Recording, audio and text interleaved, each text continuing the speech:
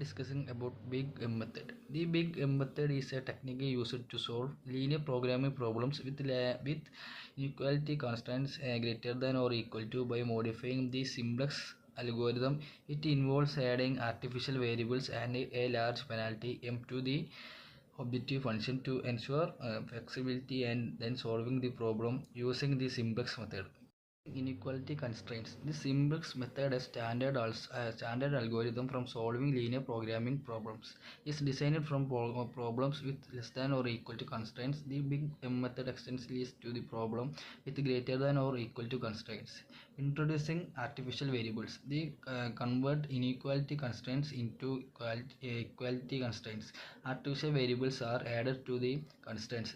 These variables represent the stack of surplus in the inequality. The penalty m. A large penalty m is added to the objective function for each artificial variables with the sign of the penalty depending on whether the problem is a maximization or minimization problem. Solving with simplex. They modified the problem now with equality constraints and the penalty m.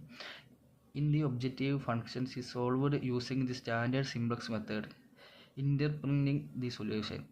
If the optimal solution has all artificial variables equal to 0, the original problem is flexible and the solution obtained is the optimal solution. If any artificial variables is positive in the optimal solution, the original problem is invisible. Example of original problem. Maximize z is equal to 2 into 1 plus 3 into 2, subject to 2 into 1 plus into 2 greater than or equal to 4, x1 plus 2 into 2 greater than equal to 6, x1 x2 greater than equal to 0. Modified problem.